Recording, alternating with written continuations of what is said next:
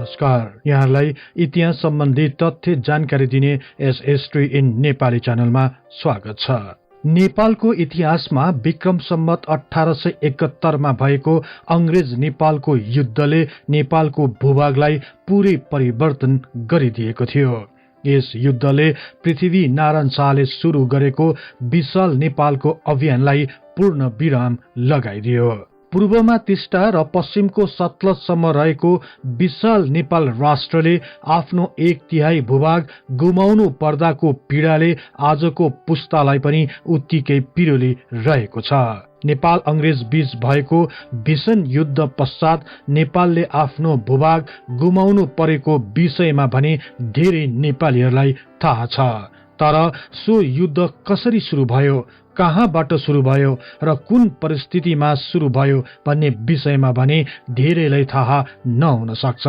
यही विषयलाई लिएर आजको कार्यक्रम तयार गरेका छौं। आजको यो विशेष कार्यक्रम यस च्यानलका शुभेच्छुक तथा नियमित दर्शक भगीरथ अधिकारी ज्यूको अनुरोधलाई स्वीकार गरी तयार गरिएको छ। विश्वास छ सदाझै यस कार्यक्रमलाई पनि उत्तिकै मन पराइदिनु हुनेछ। आउनुहोस्, नेपाल तथा विश्व इतिहासको बारे तथ्य तथा प्रामाणिक जानकारी दिने उद्देश्यका साथ इतिहासका विद्यार्थीहरूद्वारा निर्मित यस कार्यक्रमलाई मन पराई लाइक, शेयर र सब्स्क्राइब गरिदिनु हुन अनुरोध गर्दै म कार्यक्रम प्रस्तोता सार्थक नेपाल यहाँहरूलाई हार्दिक स्वागत गर्दछु।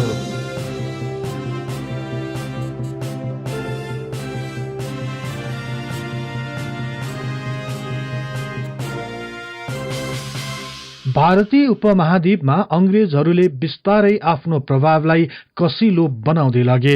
विभिन्न राज्य रजौटाहरूलाई भिन्न भिन्न नीतिहरूमा बाँध्दै अंग्रेजहरूले आफ्नो प्रभुत्वलाई स्वीकार गर्न बाध्य बनाए।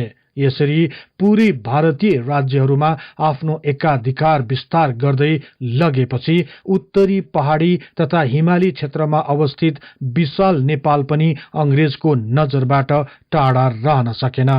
अंग्रेजहरूले पूर्व पश्चिममा फैलिएको विशाल र सुन्दर राष्ट्र नेपालमाथि आँखा गाड्न पुगे। सो समयको अति नै शक्तिशाली राष्ट्र बन्न पुगेको नेपाललाई घुँडा नटेकाई पूरै भारतीय उपमहाद्वीपमा शासन गर्न नसक्ने हुँदा अंग्रेजहरूले विभिन्न बहानामा नेपालमाथि आक्रमण गर्ने रणनीति तयार पारे।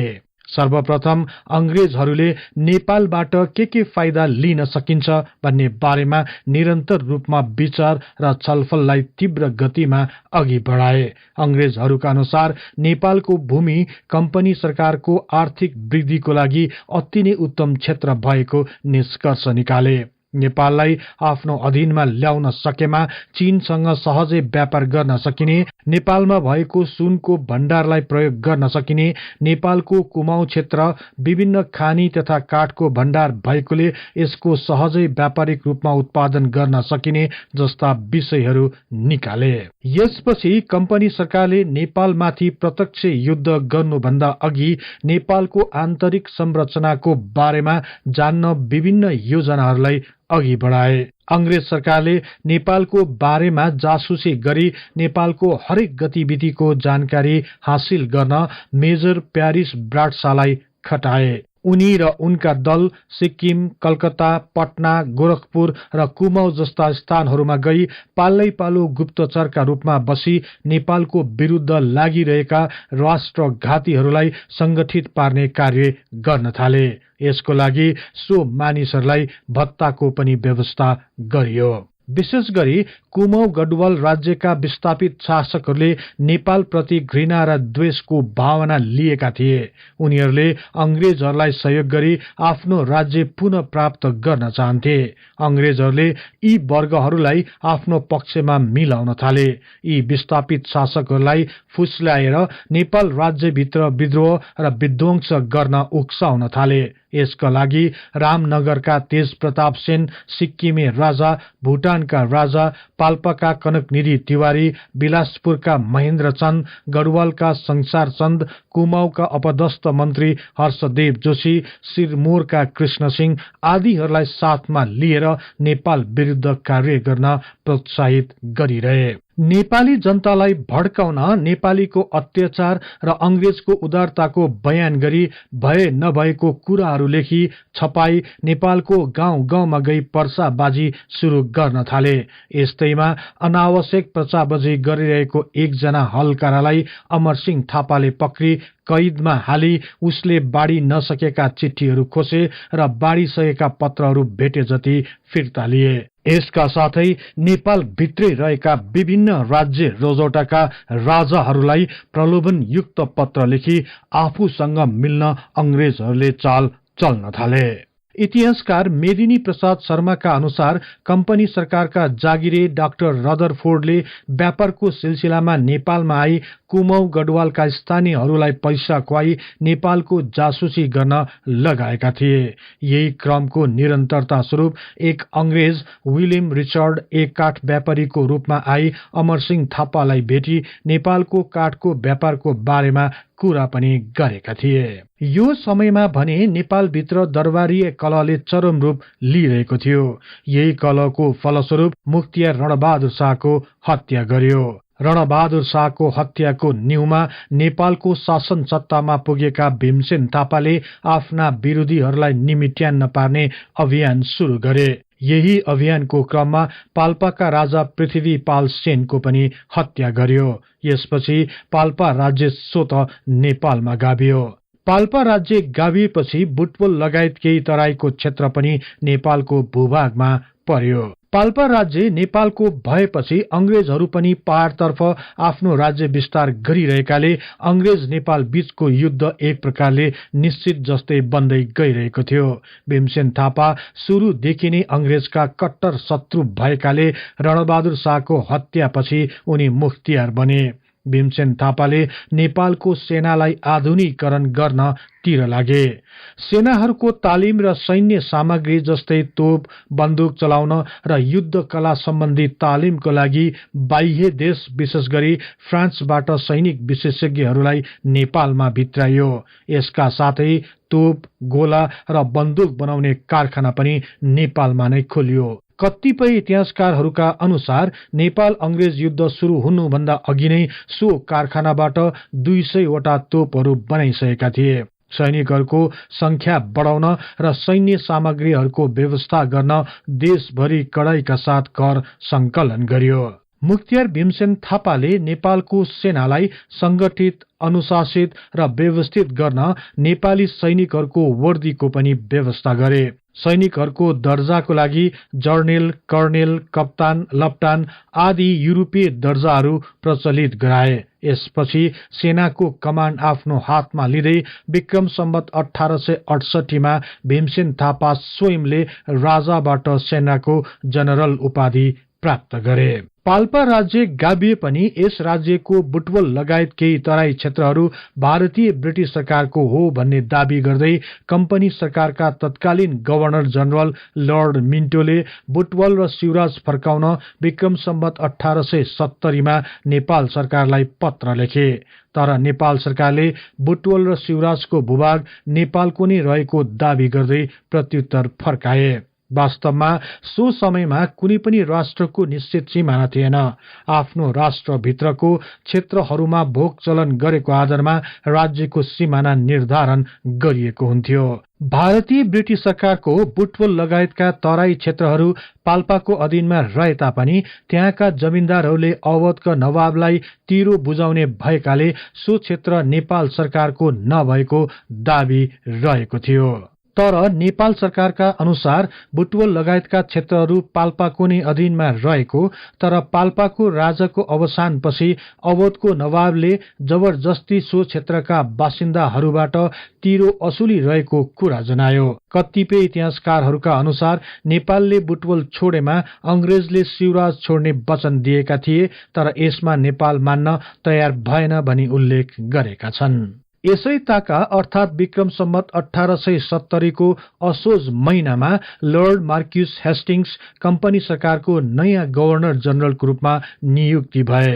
उनी घोर साम्राज्यवादी, महत्वाकांक्षी, युद्धप्रिय र विस्तारवादीको कट्टर समर्थक थिए। उनी आएपछि नेपालसँगको सम्बन्ध झन तिक्ततामा परिवर्तन भयो। उनको उपस्थितिले तत्कालीन परिस्थितिलाई झन जटिल मोडमा ल्याइ पुर्यायो। नयाँ गभर्नर लर्ड हेस्टिङले नेपाललाई पहाडमा मात्र सीमित पार्न चाहन्थे। यसै अनुरूप नेपालको अधीनमा रहेका सम्पूर्ण तराई प्रदेशहरू आफ्नो मातहतमा पारी नयाँ सीमाङ्कनको सिद्धान्त लागू गर्न चाहन्थे। यही योजनालाई कार्यान्वयन गर्न अंग्रेज सरकारले नेपाल र भारत बीचको सीमा विवादलाई झन चर्को रूपमा प्रस्तुत गर्न थाले। नेपाल भारत सिमानाका 42 विभिन्न नाकाहरू मध्ये 22 स्थानहरूका विवादले निकै चर्को रूप लियो। त्यसमध्ये बुटवल र शिवराज क्षेत्रको सीमा विवाद सबैभन्दा ठूलो विवाद बन्न गयो। यसरी विवाद बढ्दै गएपछि दुवै सरकारको तर्फबाट सीमा विवादलाई टुङ्गो लगाउन एक आयोग गठन गर्ने, सो आयोगबाट यसको समाधान गर्ने निर्णय भयो। अंग्रेज सरकारको तर्फबाट गभर्नर जनरलले मेजर ब्रेड शाहलाई सो आयोगको प्रतिनिधि नियुक्त गरे। त्यस्तै नेपालले पनि कृष्ण पण्डितलाई नेपाली पक्षको नेतृत्व गर्ने अधिकारीको रूपमा चयन गरे। विक्रम सम्वत 1870 मा भएको सो सीमा विवाद बारेको बैठक सुरु हुँदा ताका नै अंग्रेज सरकारका प्रतिनिधिले नेपाली प्रतिनिधि मण्डललाई हेपाह प्रवृत्ति देखाउँदै अपमान गरे। यसरी मूल मुद्दामा छलफल नगरी अपमानजनक भाषामा व्यक्तिगत तवरमा गाली गलौजमा उत्रिएपछि नेपाली प्रतिनिधि मण्डलले सो सभा छोडी बाहिर निस्किए। सीमा विवादको समाधानको लागि बसेको बैठक बीचमा नै अवरोध हुन गयो। सीमा विवाद सम्बन्धी बसेको बैठक अवरोध भएपछि रौतहट क्षेत्रका हाकिम लक्ष्मण गिरीले दुवै राज्यको अधीनमा नभएका 9 वटा गाउँबाट बल जफ्ती मालपोत उठाए। यस कार्यले नेपाल र अंग्रेज बीचको विवादलाई झन चर्कायो। यसैको प्रतिकार स्वरूप बेतिएका जमिनदार राजा वीर किशोर सिंहले आफ्ना 1600 जति सशस्त्र सैनिकहरू लिएर अचानक रौतहटमा आई यहाँ रहेका नेपालको चौकी र कार्यालयमा आक्रमण गरे। यस आक्रमणमा रौतहटका सुब्बा लक्ष्मण गिरीको पनि हत्या गरियो। यो आक्रमणको विरोध गर्दै नेपालले भारतीय अंग्रेज गभर्नर समक्ष आपत्ति जनाए। पटनामा रहेका मेजिस्ट्रेटले नेपालमा गई आक्रमण गर्ने वीर किशोरलाई सजाय दिने आश्वासन दिए तापनि सो मुद्दामा नेपाल नै दोषी रहेको निष्कर्ष निकाल्दै सो मुद्दालाई अघि बढाइएन। यसरी नेपाल र अंग्रेजको सम्बन्ध झन जटिल मोडतिर बढ्दै गयो। विक्रम सम्वत 1870 सालको फागुनको अन्त्यतिर नेपालसँगको सम्बन्धलाई सुमधुर बनाउनुको सट्टा भारतका ब्रिटिश गभर्नर लर्ड हेस्टिङले बुटवल र शिवराजको क्षेत्र तुरुन्तै छाड्नु भनी नेपाल सरकारलाई पत्र लेखे। नेपाललाई लेखिएको धम्कीपूर्ण पत्रमा गभर्नरले 25 दिनभित्र नेपालले बुटवल र शिवराजको भूभागबाट पछि हटेन भने गोरखपुरबाट कम्पनीको पल्टन पठाएर ती दुवै प्रदेश कब्जा गरिनेछ भनी उल्लेख गरिएको थियो। यसका साथै यो पत्रको एक प्रतिलिपि गोरखपुरका हाकिम कहाँ पनि पठाइएको जानकारी दिइयो। यसरी अंग्रेजबाट धम्कीपूर्ण पत्र आएपछि नेपालमा भारदारी सभा बोलाइ गम्भीर छलफल भयो। छलफलको क्रममा पुरानो पिढीका अनुभवी भारदारहरू युद्ध गर्ने पक्षमा थिएनन्। अंग्रेजले दाबी गरेको क्षेत्रहरू दिएर आफ्नो अधिकारमा रहेको भूभागलाई अझ मजबुत बनाउने पक्षमा उनीहरू थिए। काजी दलभञ्जन पाण्डे, रणजोर थापा, चौतरिया बम शाह, बडा काजी अमर सिंह थापा र हस्तिदल शाहको विचारमा भर्खर मात्र पश्चिमी क्षेत्रहरूमा आफ्नो प्रशासनलाई सुचारू गर्न थालिएको, युद्धको लागि पर्याप्त सैनिक र सैन्य सामग्रीहरूको अझै कमी रहेको र सामरिक महत्वको क्षेत्रहरूमा किल्लाहरूको निर्माण पनि पूरा हुन नसकिएको अवस्थालाई मध्यनजर गर्दै युद्धलाई टाल्नु नै उपयुक्त हुने कुरामा उनीहरू सहमत थिए। तर भीमसेन थापा लगायत नयाँ पीढीका भारदारहरू भने युद्धको पक्षमा उभिए। उनीहरूका अनुसार यो सीमा विवाद त अंग्रेजहरूको न्यू मात्र हो। यदि यी विवादित क्षेत्रहरू नेपालले दिए तापनि अंग्रेजहरूको विस्तारवादी नीति नरोकिने कुरालाई उनीहरूले अघि सारे। यसरी पटक पटक भएको गहन छलफलपछि जनरल भीमसेन थापाले आफ्नो राष्ट्रको 1 इन्च भूमि पनि सहजै अंग्रेजलाई नदिने पक्षलाई समर्थन गर्दै नेपालले अंग्रेज विरुद्ध युद्ध लड्ने नै निर्णय गर्यो। नेपाल सरकार गहन छलफलमा नै रहेकोले समयमा नै आफ्नो प्रत्युत्तर पठाउन सकेन। यसपछि विक्रम सम्वत 1871 वैशाख महिनाको 9 गतेका दिन भारतीय ब्रिटिस सैनिकहरू बुटवल र शिवराजमा आई कब्जा गरेको घोषणा गरे। यसरी अचानक भएको अंग्रेज सैनिकहरूको आक्रमणमा परि 16 नेपाली जवानहरूको हत्या गरियो भने अन्य केही जवानहरू भागेर पाल्पामा आइपुगे। कम्पनी सरकारले अधिकार गरेको क्षेत्रहरूमा अस्थायी थाना स्थापना गरी सीमित सेना राखेर बाँकी अंग्रेज फौज गोरखपुरतिर फर्किए।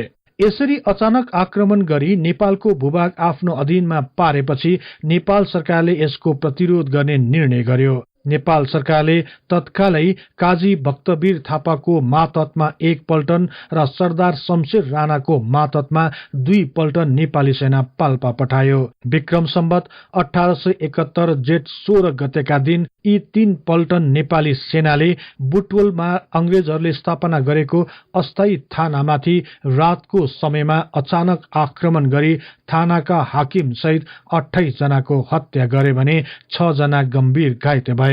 यसपछि सो क्षेत्रहरू पुनः नेपाली सेनाले आफ्नो अधीनमा लियो। नेपालले आक्रमण गरी पुनः सो क्षेत्रहरू हत्याएको खबर ब्रिटिस गभर्नरले थाहा पाए। तर भारतभित्र नै केही समस्याहरूले विकराल रूप लिन थालेको र वर्षा पनि सुरु भएकाले तत्कालै नेपाल विरुद्ध प्रतिकार गर्ने कार्यक्रमलाई स्थगित गरे। यसैबीच एक घटना घट्न गयो। नेपालको पश्चिमी भूभाग कुमाउँको तराई क्षेत्रमा अवस्थित काशीपुरमा डाक्टर रदरफोर्डले एक कारखाना खोलेका थिए। सो कारखानाको लागि आवश्यक कच्चा पदार्थहरू स्थानीय मानिसहरूलाई प्रलोभनमा पारी नेपालबाट लगिन्थ्यो। यसै कारखानामा काम गर्ने एक कामदार कच्चा पदार्थको लागि अल्मोडामा आइरहन्थ्यो। त्यस कामदारलाई बम शाहले आफ्नो हात लिए। उनी कामदार मार्फत अंग्रेजहरूले नेपालमाथि युद्धको तयारी गरिरहेको विषयमा बम शाहलाई जानकारी दिए। यस्तो गम्भीर जानकारी चौतारिया बम शाहले विक्रम सम्वत 1871 कार्तिक 7 गतेका दिन राजा र जनरल भीमसेन थापालाई एक पत्र मार्फत पठाए। यो खबर प्राप्त गर्ने बित्तिकै नेपालले आफ्नो तयारीलाई तीव्र गतिमा अघि बढायो। देशभरिका विभिन्न गढीहरूमा बलियो किल्लाहरूको निर्माण गर्न लगायो। सो किल्लामा खाद्य सामग्री, सैन्य सामग्रीहरूको संकलन गर्न सुरु गरियो। यसका साथै नेपाल सरकारले अन्य अंग्रेज विरोधी राज्यहरूसँग पनि मेलमिलापको प्रस्तावलाई अघि सारे। नेपालको प्रस्तावलाई ग्वालियरका भारदारहरूले समर्थन जनाए, तर उनीहरू अंग्रेजहरूको विरोधी नै भए तापनि नेपालसँग मिलेर युद्ध नै गर्ने स्थितिमा भने पुग्न सकेन। त्यसपछि नेपाल सरकारले सहयोग प्रस्ताव सहित खरदार पृथ्वी विलासलाई पञ्जाबका राजा रणजीत सिंह कहाँ पठाए। सो पत्रमा कांगडाको युद्धमा नेपाल र पञ्जाब बीचको सम्बन्धमा तिक्तता आए पनि अब सो तिक्ततालाई बिर्सेर नयाँ सम्बन्ध बनाउने प्रयास गरिने बेहोरा उल्लेख गरिएको थियो। तर विक्रम सम्वत 1866 मा नै अंग्रेज र पञ्जाब बीच भएको सन्धिले गर्दा पञ्जाबबाट पनि सकारात्मक सहयोग रहेन। इतिहासकार राजाराम सुवेदीको अनुसार नेपालको प्रस्तावलाई मराठा र पञ्जाबले समेत समर्थन र सहयोग गर्ने वचन दिएकाले नेपालले अंग्रेज विरुद्ध युद्ध लड्ने निर्णय गरेको थियो भनी उल्लेख गरेका छन्। त्यस्तै नेपालले तिब्बत र चिनिया सम्राटसँग पनि सहयोगको पत्र पठायो। तर नेपालले चीनसँग भने सैनिक सहयोग भन्दा पनि आर्थिक सहयोगको लागि पत्र पठाएको थियो। तर यसमा पनि सफलता मिलेन। तिब्बतले चाहिँ युद्ध बन्द होस् भनी सदिच्छा प्रकट गर्दै पाठ पूजा गरिदिने वचनको पत्र पठायो। यस प्रकार सबैतिर सहयोगको प्रस्ताव पेश गर्दा पनि कसैले पनि नेपाललाई खुलेर सहयोग गर्ने वचन दिन सकेन। तर अंग्रेजले नेपाल विरुद्ध युद्ध गर्ने निश्चय नै गरिसकेकाले नेपालले यसको प्रतिकार गर्नुको विकल्प नै रहेन। नेपाल एक्लैले भए पनि निडरको साथ अंग्रेजसँग लड्ने मानसिकताको तयारीमा लागे। आफ्नो ज्यानको बलिदान दिन परे पनि पछि नहट्ने, तर दक्षिणको शक्तिशाली भारतीय अंग्रेजसँग कहिल्यै नझुक्ने रणनीति बनाए। सो समयमा नेपाल विशाल हुनुको साथै सैन्य शक्तिमा पनि कमी नरहेको कुरा अंग्रेजहरूलाई राम्ररी थाहा थियो। त्यसैले पनि उनीहरूले युद्धको घोषणा गर्नुभन्दा धेरै पहिलेदेखि आफूलाई तयारी गर्न थालिसकेका थिए। अंग्रेजहरूले नेपाल विरुद्धको युद्धमा हुने खर्च बटुल्न अवधका नवाबलाई फकाई फुल्लाई हप्काई दप्काई 2.5 करोड रुपियाँ सापटी लिए र सो रकम सैन्य सामग्रीहरूको बन्दोबस्तको लागि हुने खर्चको लागि छुट्याए। अंग्रेजहरूले युद्ध रणनीतिको लागि एकै स्थानबाट लड्दा नेपालीहरूले सहजै जित्न सक्छन् भन्ने कुरामा उनीहरू निश्चित थिए।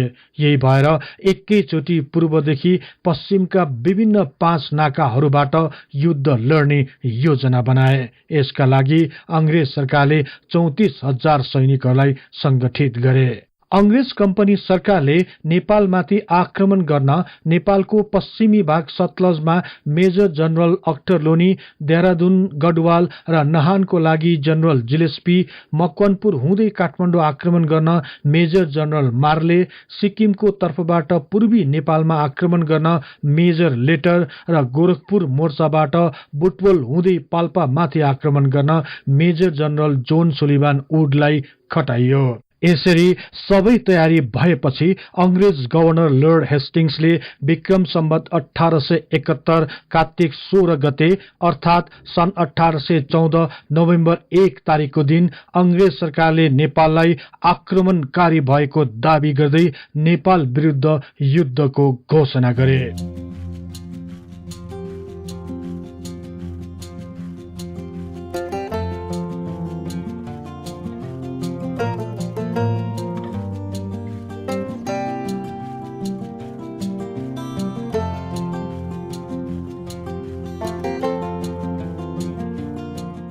यो कार्यक्रम यहाँहरूलाई कस्तो लाग्यो कृपया कमेन्ट बक्समा लेखी पठाउनुहोला। यस्तै रोचक तथा तथ्य इतिहासको लागि हिस्ट्री इन नेपाली च्यानललाई सदैव सम्झनुहोस्। इतिहासको कुनै पनि कालखण्डबारे तपाईलाई सुन्न र बुझ्न चाहना राख्नु भएको छ भने तल रहेको कमेन्ट बक्समा उल्लेख गर्नुहोस्। हामी सो बारे प्राथमिकताका साथ कार्यक्रम बनाउने नै छौं। जाँदा जाँदै यस च्यानललाई लाइक, शेयर र सब्स्क्राइब गर्दै बेल आइकनमा क्लिक गरी हाम्रो यो तथ्य इतिहासको बारे ज्ञान प्रसार गर्ने लक्ष्यलाई साथ दिनुहोस् भन्दै अर्को कार्यक्रममा फेरि भेट्ने बाचा गर्दै म सार्थक नेपाल बिदा हुन्छु। हवस् त, नमस्कार।